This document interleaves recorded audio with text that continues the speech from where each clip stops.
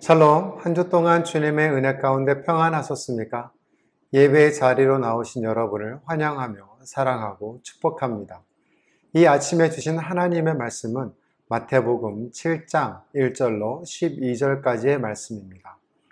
마태복음 7장 1절로 12절까지의 말씀, 우리 함께 합독하도록 하겠습니다. 비판을 받지 아니하려거든 비판하지 말라. 너희의 비판하는 그 비판으로 너희가 비판을 받을 것이요 너희의 헤아리는 그 헤아림으로 너희가 헤아림을 받을 것이니라. 어찌하여 형제의 눈 속에 있는 티는 보고 내 눈 속에 있는 들보는 깨닫지 못하느냐. 보라, 내 눈 속에 들보가 있는데 어찌하여 형제에게 말하기를 나로 내 눈 속에 있는 티를 빼게 하라 하겠느냐. 외식하는 자여, 먼저 내 눈 속에 들보를 빼어라. 그 후에야 밝히 보고 형제의 눈 속에서 티를 빼리라. 거룩한 것을 개에게 주지 말며 너희 진주를 돼지 앞에 던지지 말라. 너희가 그것을 발로 밟고 돌이켜 너희를 찢어 상할까 염려하라. 구하라. 그리하면 너희에게 주실 것이요. 찾으라. 그러면 찾을 것이요. 문을 두드리라. 그러면 너희에게 열릴 것이니. 구하는 이마다 얻을 것이요. 찾는 이가 찾을 것이요. 두드리는 이에게 열릴 것이니라. 너희 중에 누가 아들이 떡을 달라 하면 돌을 주며 생선을 달라 하면 뱀을 줄 사람이 있겠느냐. 너희가 악한 자라도 좋은 것으로 자식에게 줄 줄 알거든 하물며 하늘에 계신 너희 아버지께서 구하는 자에게 좋은 것으로 주시지 않겠느냐. 그러므로 무엇이든지 남에게 대접을 받고자 하는 대로 너희도 남을 대접하라. 이것이 율법이요 선지자니라. 아멘. 여러분은 어떤 기도를 드리고 계십니까? 형식적인 안전한 기도입니까? 아니면 하나님의 일하심을 기대하는 믿음이 있는 위험한 기도입니까? 여러분 자신을 위한 기도입니까? 아니면 하나님을 위한 기도입니까? 지금의 이 시대에서 하나님께 올려드리는 기도 제목들은 무엇입니까? 여러분의 삶 속에서 가장 중요하게 생각하는 가치가 무엇입니까? 한 여인이 집 앞에 앉아있는 3명의 노인을 보았습니다. 몹시 시장해 보였어요. 그래서 이 여인이 3분의 어르신에게 이렇게 말을 겁니다. 저희 집에 오셔서 뭐라도 좀 드시지요? 라고 했더니 그분 중에 한 분이 자기네들을 소개합니다. 내 이름은 부이고 이 사람은 성공이고 저 사람은 사랑인데 우리는 셋이 동시에 들어가지 않습니다. 우리 가운데 누가 당신네 집에 들어가면 좋겠습니까? 라고 물어보셨다고 해요. 여러분도 한번 생각해 보십시오. 여러분의 삶 속에서 부와 성공 그리고 사랑 중에 무엇을 가장 먼저 초대했으면 좋겠습니까? 여인이 남편에게 이야기를 전했습니다. 남편이 우리 부를 초대합시다 라고 했습니다. 여인은 반대하면서 성공을 초대하는 게 좋을 것 같아요 라고 답했죠. 이 대화를 듣고 있던 며느리가 이렇게 말을 했습니다. 제 생각에는 사랑을 초대하는 게 좋겠어요. 그럼 가족이 사랑으로 화목할 수 있을 테니까요. 부부는 며느리의 말을 듣기로 하고 노인들에게 사랑이 먼저 오시면 좋겠습니다 라고 정중하게 말을 했습니다. 그랬더니 다른 두 노인들, 부와 성공, 이 두 노인들이 주섬주섬 일어나 사랑이란 노인과 함께 그 집에 들어갔다고 해요. 집에서 들어선 이 사랑이 입을 열었습니다. 날 먼저 초대했기에 부와 성공이 함께 하는 것이라요. 만약 다른 일을 초대했다면 나머지들은 밖에 있었을 것입니다. 톨스토이 미나집 중 사람은 무엇으로 사는가 라는 이야기에서 사람은 사랑으로 산다는 결론을 내렸습니다. 그렇습니다. 모든 사람들은 하나님의 사랑으로 그리고 다른 사람들의 사랑으로 삽니다. 모든 사람들은 이 사실을 알고 있으며 실제로 그 사랑에 힘입어 살고 있습니다. 그러나 대부분의 사람들은 사랑을 표현하고 나누는데 어색할 뿐만 아니라 인색하죠. 가정에서, 학교에서, 직장에서, 심지어 교회에서 말이죠. 가정폭력이 있고 학교 왕따가 있고 직장에서 괴롭힘이 있습니다. 그런 의미에서 우리에게는 사랑을 표현하고 나누는 일을 배우고 또 실천하고자 하는 노력이 필요합니다. 왜냐하면 그런 사랑의 나눔이 여러분께서 만나는 사람들의 삶을 풍성하게 할 뿐만 아니라 여러분 자신의 삶도 풍성하게 만들어 주기 때문입니다. 그러나 안타깝게도 우리는 쉽게 자기가 가지고 있는 세계관과 가치관으로 타인을 비판하고 심판하며 정죄하고 배척합니다.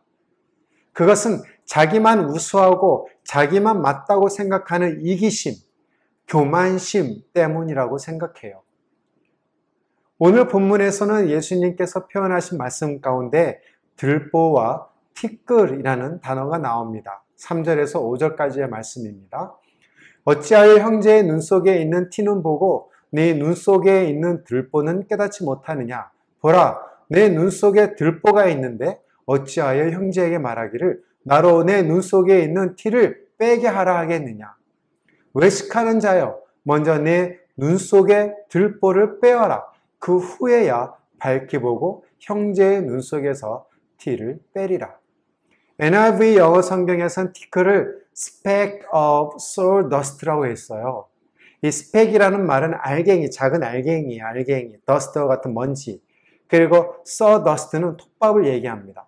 그러니까 톱밥과 같이 작은 알갱이라는 거예요. 티끌이라는 것이.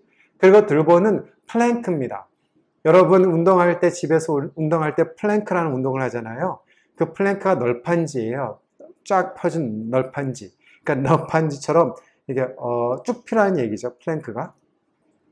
그 들보가 플랭크라고 기록되어 있어요. Why do you look at the speck of sawdust in your brother's eye and pay no attention to the plank in your own eye?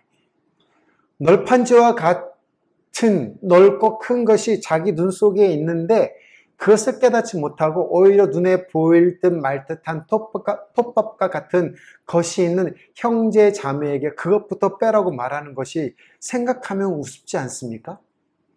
자기에게 큰 일이 있으면서도 자기에게 큰 죄가 있으면서도 아주 작은 죄, 아주 작은 것, 그거 있는 형제 자매를 비판하면서 정죄한다는 거예요. 사람을 살인한 죄로 사형수가 된 죄인이 교통신호를 위반한 운전수에게 가서 네가 사람이냐? 사람이면 어찌 그렇게 운전할 수 있어? 너는 사람도 아니야. 짐승이야. 라고 말한다고 한번 생각해 보십시오. 그러면서 내가 어떻게 운전하는지 가르쳐 줄게 라고 한다면 정말 삼류 같은 코미디 아니겠습니까? 아십니까? 그런데 우리가 그렇게 하고 있어요. 죄인인 우리가 어떻게 다른 죄인을 정죄하며 심판할 수 있겠습니까? 죄에 대한 심판은 오직 하나님께서만 행하십니다. 또한 죄값의 보응은 오직 하나님에게서만 받습니다. 어떤 죄를 범한 죄인이 또 다른 죄를 범한 죄의 형벌을 갚아줄 권세도 없고 능력도 없습니다. 그리고 죄의 경중을 정확하게 알 수 있는 지혜도 없습니다. 오직 하나님께서만 죄에 대한 정죄를 할 수 있습니다. 그런데 우리는 어떠합니까? 우리는 온전하지도 않고 완벽하지도 않으면서도 죄의 바람에 나는 겨와 같이 쉽게 죄 속으로 움직이는 모습을 가지고 있지 않습니까? 흔들리는 말씀의 금 촛대를 들고 있으면서도 어둠의 그늘 속에 들어가고 싶은 죄성이 아직도 남아있지 않습니까? 그러면서 이미 들어가 있는 자들, 금 촛대를 놓고 있는 자들에 대해서 손가락질하며 나는 의로운데 너는 뭐냐? 라고 정죄하는 모습이 우리네 모습이에요. 이렇게 말이죠. 나는 새벽 기도회에도 나오고 교회 모든 공예배에 참석하는데 너는 뭐냐? 예수님이 이들에게 무엇이라고 말씀하고 계십니까? 5절입니다. 외식하는 자여, 먼저 네 눈 속의 들보를 빼어라. 그 후에야 밝히 보고 형제의 눈 속에서 티를 빼리라. 영어 성경에서 외식하는 자여라는 뜻은 위선자라는 의미입니다. 위선자. 위키 낱말 사전에서는 이 위선자를 겉으로 착한 채 하지만 실제로는 올바르지 못한 사람이라는 뜻을 가지고 있어요. 5절 말씀을 통해 볼 수 있는 외식하는 자의 모습은 자기의 큰 허물을 못 보고 남의 작은 허물을 볼 줄 아는 사람입니다. 내부적인 것은 못 보고 겉으로 보이는 것만 잘 보는 사람이죠. 그러니 자기 또한 내부적인 것으로 중시하지 않고 외부적으로만 보이려고 하는 것을 중시하는 자입니다. 마치 바리새인처럼 말이죠. 그런 자에게 주께서 먼저 내 눈 속에 있는 들보를 빼라고 말씀하셨어요. 남을 비판하고 정죄하기 전에 먼저 자기 자신 속에 있는 허물을 보고 그것을 인정하라는 말씀입니다. 그 다음에 나오는 말씀이 우리로 하여금 고개를 갸우뚱거리게 만들어요. 6절입니다. 거룩한 것을 개에게 주지 말며 너희 진주를 돼지 앞에 던지지 말라. 저희가 그것을 발로 밟고 돌이켜 너희를 찢어 상할까 염려하라. 무슨 말씀이에요? 갑자기 심판과 위선자, 외식하는 자에 대해서 말씀하시다가 개와 돼지 이야기로 바뀌었어요. 그리고 거룩한 것과 진주에 대해서 말씀하고 계시죠. 그렇다면 이것들이 압달락과 무슨 상관이 있을까요? 왜 외식하는 자들이 다른 이들을 비판하고 정죄할까요? 먼저 거룩한 것과 진주의 의미를 한번 살펴보죠. 여기서 말하는 거룩한 것은 what is sacred라고 되어 있어요. 신성한 것이에요. 신성한 것. 곧 그리스도의 복음, 진리를 말하고 있는 것입니다. 죄인인 우리를 위해 속죄 제물이 되신 그리스도를 얘기하고 있는 거예요. 여기서 진주, 진리나 지혜로운 말로 비유가 되는데요. 고대 랍비 문학에도 이런 비슷한 말을 사용했다고 합니다. 미련한 자에게 지혜로운 말은 돼지에게 진주니라. 여기서도 진주는 역시 그리스도의 복음, 진리를 가리키고 있어요. 다만 이 두 말은 동일한 내용의 것을 두 가지의 방면으로 묘사한 것인데 첫 번째는 거룩한 것이고 다른 하나는 귀중성입니다. 이 두 개의 말을 하나로 묶어 한 단어로 만든다면 바로 사랑이죠. 그리스도의 복음의 진리는 바로 사랑이기 때문입니다. 마태복음 22장 34절로 40절의 말씀을 여러분이 잘 알고 계실 거예요. 줄거리는 이러합니다. 한 율법사가 예수님을 시험하기 위하여 율법 중에서 어느 계명이 큽니까? 라는 질문을 하죠. 그랬더니 예수님께서 하시는 말씀이 주 너의 하나님을 사랑하는 것이 첫째 계명이고 내 이웃을 내 자신같이 사랑하는 것이 둘째 계명이다 라고 답변하셨어요. 더불어서 이것이 온 율법과 선지자의 강령이니라 라고 말씀하셨습니다. 오늘 본문 12절 하반절에도 비슷한 말씀이 나오죠. 이것이 율법이요 선지자니라. 그러면 선지자의 강령과 율법이 말하고 있는 핵심은 무엇입니까? 네, 맞아요. 사랑이에요. 사랑. 율법과 선지자의 강령이요 요약은 바로 사랑입니다. 하나님에 대한 사랑, 이웃에 대한 사랑 말이죠. 12절 상반절에 이렇게 말씀하셨습니다. 그러므로 무엇이든지 남에게 대접을 받고자 하는 대로 너희도 남을 대접하라. 이 구절은 황금률이라는 구절로 많이 인용되기는 해요. 만약 이 12절 상반절 앞과 11절 뒤에 또 다른 성경 구절을 넣는다면 이렇게 삽입할 수 있을 것입니다. 하나님께 사랑받고 싶으면 먼저 하나님을 사랑하라. 이웃에게 사랑받고 싶으면 먼저 이웃을 사랑하라. 사랑이 없는 자는 들보를 눈에 달고 있는 자에게 형제의 허물을 고발한다. 그러면 너도 다른 사람들부터 너의 허물에 대해 정죄를 받는다.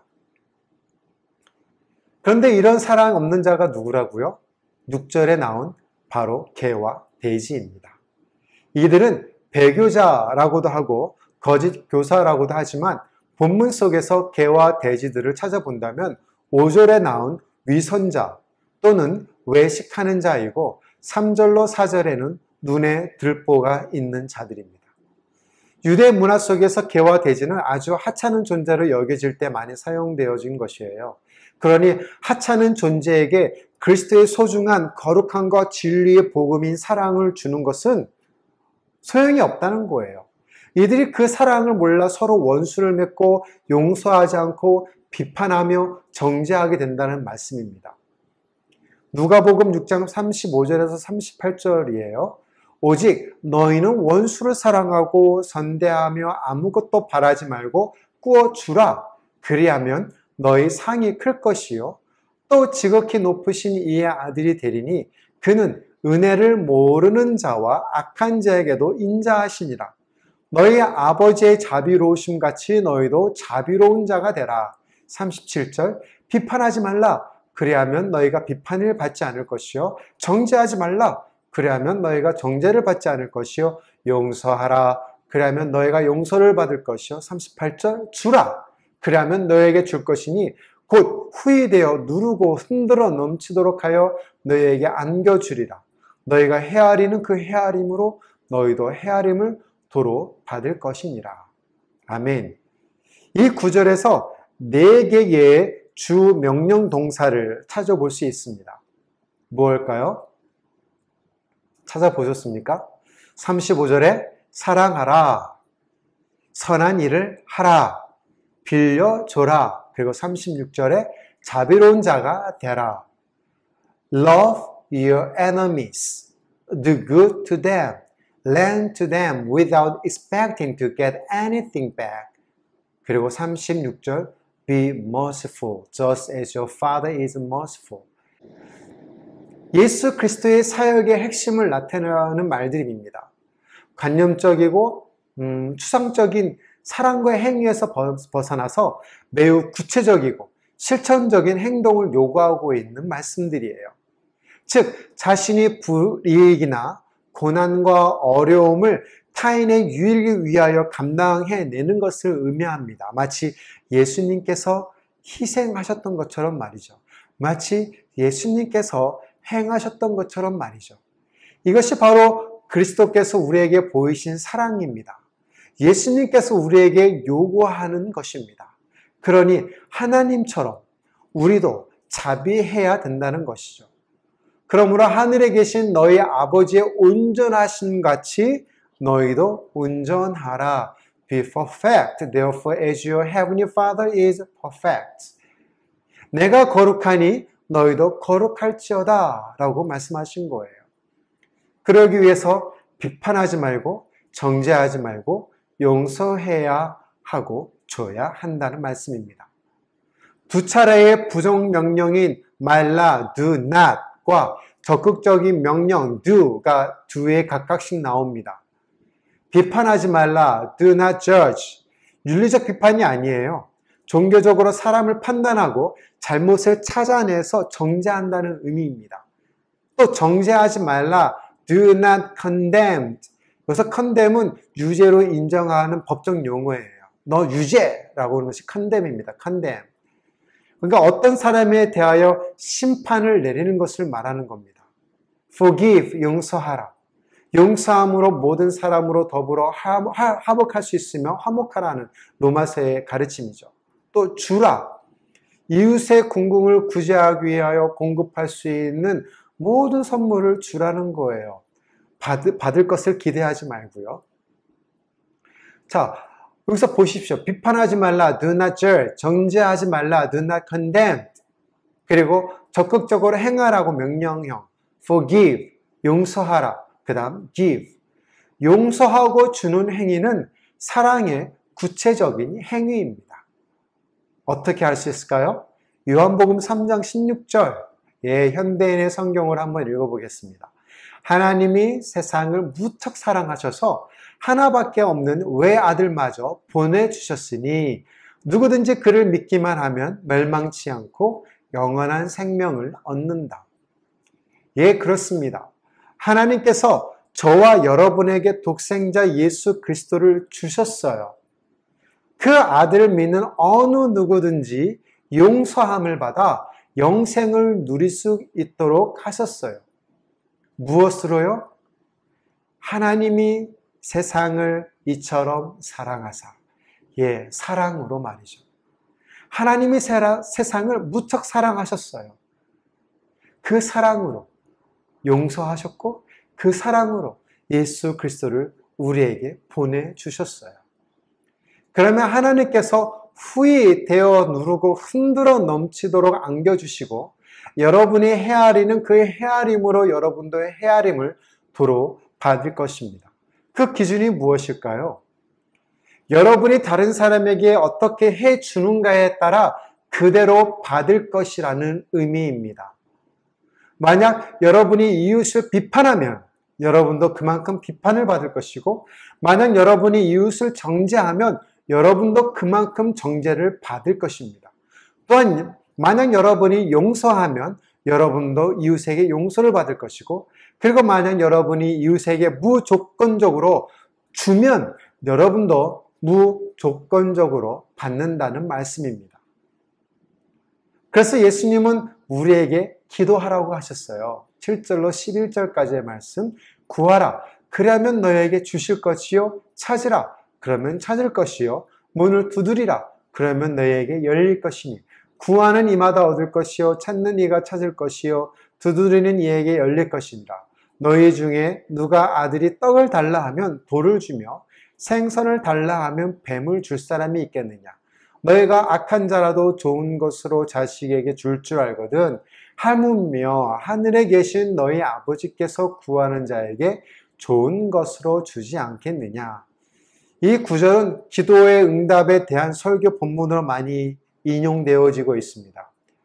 기도의 응답은 구하는 자에게 주시고 찾는 자가 찾게 되며 문을 두드리는 자는 그 문이 열리게 된다는 말씀입니다. 7절 영어 버전으로 읽어볼게요. Ask, it will be given to you. Seek, and you will find. Knock, and the door will be opened to you. 구하고 찾고 두드리라.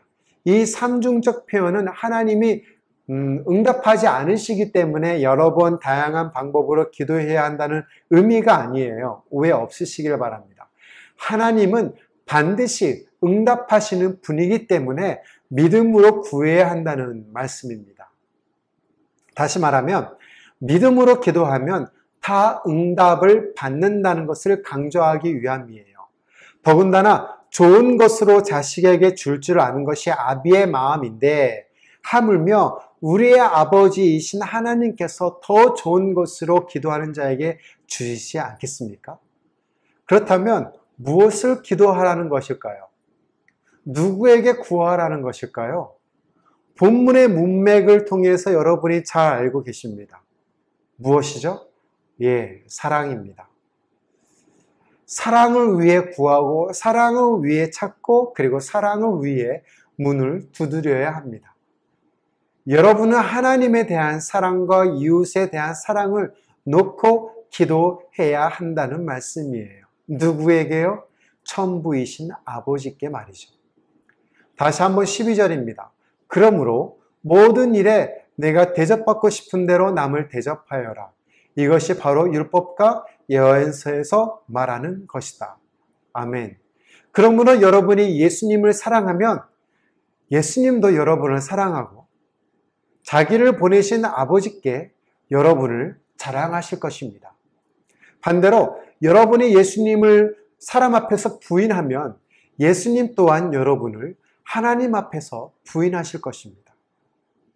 이웃을 사랑하는 방법은 다른 것이 아니에요. 예수님께서 가르쳐 주신 대로 행하면 됩니다. 선한 사마리아처럼 말이죠. 너도 가서 그렇게 하라. 이웃을 사랑하는 방법은 예수님처럼 하시면 돼요. 제자들의 발을 씻겨주는 것처럼 말이죠. 너희도 서로 발을 씻어주는 것이 옳으니 그렇게 하라. 사람들은 대체로 자기에게 이익이 될 것 같으면 말씀을 쳐다보고 그 말씀에 빠져듭니다. 그러다가 자신에게 별로 도움이 되지 않는다는 판단이 서면 곧바로 신앙이 필요 없다고 생각을 해요. 자기 유익에 따라 좌우되는 신앙을 정크, 폐물 신앙이라고 부를 수 있습니다. 그러나 신앙생활은 우리가 생각하는 것보다 훨씬 훨씬 더 중요한 의미를 가지고 있어요. 신앙생활에서는 주님의 말씀이 가장 중심의 자리에 위치해 있어야 합니다. 그 말씀에 우리의 생각과 가치관을 맞춰야 합니다. 내 중심이 아닌, 나의 자기 중심이 아닌 주님 중심으로, 내 생각 중심이 아니라 주님 생각 중심으로 옮겨가는 것이 바로 신앙생활입니다. 그 중심 안에 바로 사랑이 있어야 해요. 이 사랑이 아가페이든 에로스이든 친구들끼리의 사랑인 필리아이든 또한 정신적인 사랑인 플라토닉 사랑이든 말이죠. 아스팔트 문화와 콘크리트 회색 환경에서 각박해진 우리네의 심령에 포스트 모더니즘으로 인한 다원주의적 사고를 갖고 있는 우리들의 종교적인 사고에 개인주의가 서구적인 것이라 좋다고 생각하는 사회적 문화 속에서 포스트 코로나로 인한 우울감, 분노 등 부정적인 감정을 느끼는 그 감정 속에서 외톨이가 많고 왕따가 생기는 이때에 우리에게 필요한 것은 바로 사랑입니다. 사랑은 허다한 죄를 감싸줄 뿐 아니라 사랑은 율법의 완성이기 때문이죠. 믿음과 소망과 사랑 중에 그중에 제일이 사랑이기 때문입니다. 한국에서 저희 가정이 해외 선교 훈련원인 GMTC에서 2009년 1월부터 6개월 합숙 훈련을 받을 때 초기 3주 동안은 커뮤니케이션 스타일을 비롯한 가정을 위한 사역, 예를 들면 자녀교육 세미나, 부부관계 세미나에 관한 non-formal 형식으로 공부를 한 적이 있었습니다. 그에 관련된 강의와 도서를 접하고 난 후에 조별 발표를 하고 리플렉션 페이퍼를 제출했죠. 그리고 선교 사역에 필요한 총괄적인 선교학, 타무나 사역에 대한 것뿐만 아니라 선교사의 삶 속에서 가정을 위한 사역도 중요했기 때문에 이런 가정을 습득하지 않았나 생각해 봅니다. 또한 사역 도구를 가지고 선교 사역에만 성공한 선교사가 아니라 가정 사역에서도 사랑을 가지고 사역하라는 의미일 것입니다. 그 필독서 중에 하나가 게리 체프만이 쓴 5가지의 사랑의 언어라는 책이 있었어요. 그는 한 20년간 결혼 상담을 한 후 5가지의 기본적인 사랑의 언어, 즉 사람들이 사랑을 구사하고 이해하는 방법에 5가지가 있다고 결론을 내렸습니다. 부부의 관계에서, 또한 부모와 자녀와의 관계에서, 여인에서 서로 사랑한다고 하는데 서로 사랑의 언어가 다름으로 인해 자기를 사랑하지 않는다라고 오해를 한다고 해요. 저의 부부도 그랬었습니다. 그가 말하는 5가지의 사랑의 언어는 이것입니다. 여러분의 사랑의 언어는 무엇인지 한번 생각해 보세요.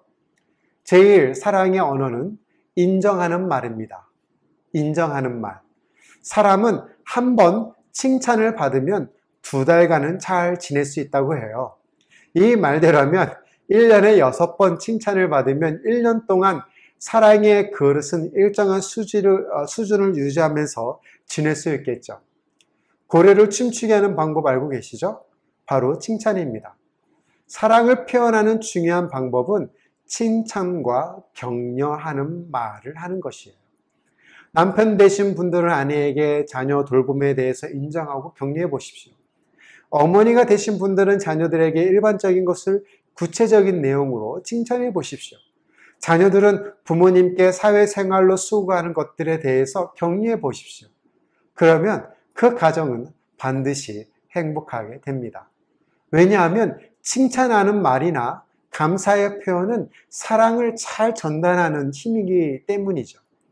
여러분이 상대방을 인정한다는 하나의 좋은 표현이 되기 때문입니다. 사랑의 언어 2번째는 함께하는 시간이에요. 함께하는 시간이란 누군가에게 온전히 관심을 집중시키는 것을 의미합니다. 그저 함께 소파에 앉아 TV를 보거나 식사를 같이 하는 활동적인 의미를 말하는 것이 아닙니다. 중요한 것은 서로가 감정적으로 관심을 집중시키면서 시간을 보낸다는 거예요. 좋은 방법은 대화입니다. 더 좋은 방법은 가족 예배를 통해서 서로가 다 함께하는 시간을 가지는 것이죠. 아버지가 3살짜리 남자아이와 공굴리를 하고 6살짜리 여자아이와 함께 색칠하는 것은 놀이가 아닙니다. 아버지와 아이들 사이에 있는 감정 교감입니다. 세 번째, 사랑의 언어는 선물입니다. 선물을 준비할 때 이 선물이 상대방에게 꼭 필요한 것인지, 받았을 때 기뻐할 만한 선물인지 반드시 여러 가지로 생각하게 만들죠.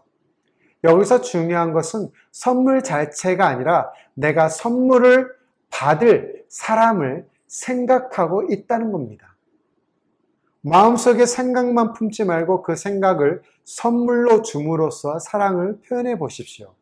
선물은 사랑을 나타내는 상징입니다. 그렇다고 장안몽에 나오는 김중배의 다이아몬드를 요구하지 마세요. 그러면 이수일의 마음이 아픕니다. 네 번째, 사랑의 언어는 봉사입니다. 서비스예요. 이것이 상대방이 여러분에게 원하는 바를 조건 없이 해주는 것을 말합니다. 그를 도와줌으로써 그를 기쁘게 하고 그를 위해 무엇인가 함으로써 여러분의 사랑의 표현을 하는 것을 말해요. 이러한 일들은 생각하고 계획하고 시간을 내는 노력과 정력을 요구하죠. 자발적으로 이러한 일을 하면 정말 놀라운 사랑의 표현이 될 수 있습니다. 마지막 5번째, 사랑의 언어는 육체적인 접촉, 스킨십이에요.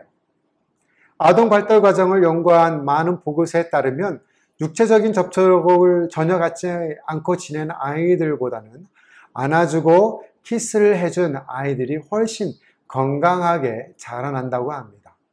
손을 잡아주거나 어깨를 한번 두드려 주는 것은 사랑을 전달하는 효과적인 수단이 될 수 있습니다. 하다못해 집에서 키우는 반려견도 주인의 스킨십을 원하죠.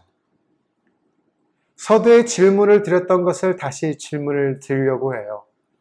여러분의 삶 속에서 가장 중요하게 생각하는 가치가 무엇입니까? 이 질문에 여러분의 대답이 사랑입니다. 라고 되기를 예수님의 이름으로 축원드립니다. 사랑은 필수 조건이며 사랑은 변화를 가져오게 하는 마술 지팡이와도 같아요. 우리나라에서도 이혼율이 갈수록 높아져 가고 많은 청소년들이 가출하고 자살을 하며 또 사고가 많이 발생하는 것은 텅 빈 사랑의 그릇을 가지고 살아가고 있기 때문입니다. 이 한 주에 5가지의 사랑의 언어로 가정에서, 학교에서, 직장에서, 그리고 교회에서 말해 보십시오. 여러분의 삶이, 여러분의 가정이 풍성해지는 것을 경험하게 될 것입니다. 우리 마지막 요한일서 4장 7절 말씀을, 4장 7절 8절 말씀을 우리 합독하도록 해요. 시작. 사랑하는 자들아, 우리가 서로 사랑하자. 사랑은 하나님께 속한 것이니 사랑하는 자마다 하나님께로 나서 하나님을 알고 사랑하지 아니하는 자는 하나님을 알지 못하나니 이는 하나님은 사랑이심이니라. 아멘.